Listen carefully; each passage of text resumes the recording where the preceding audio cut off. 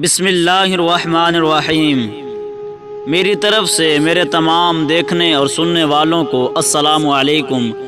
دوستو، ایک دن حضور نبی کریم صلی اللہ تعالی علیہ وسلم وضو فرمانے لگے تو اپنے موزے مبارک پاؤں سے اتارے۔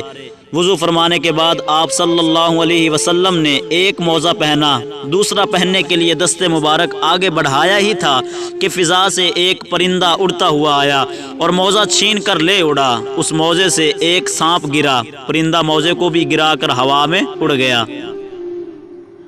حضور سرور کائنات نے پرندے کو حکم دیا کہ وہ میرے سامنے حاضر ہو کر اس حرکت کی وجہ بیان کرے کہ اس نے میری اجازت کے بغیر کیوں میرے موزے کو اٹھایا۔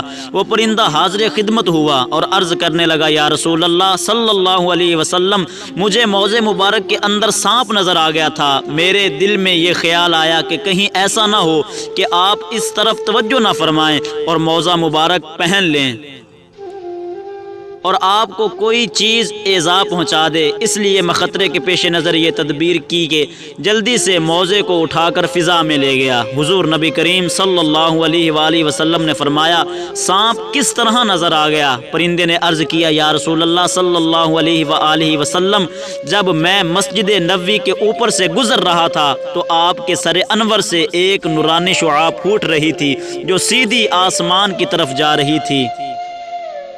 اس نورانی شعاع کی روشنی میں مجھے موزے کے اندر سانپ دکھائی دے گیا۔ اس دن سے حضور پاک نے حکم دے دیا کہ موزے پہننے سے پہلے جھاڑ لیا کرو۔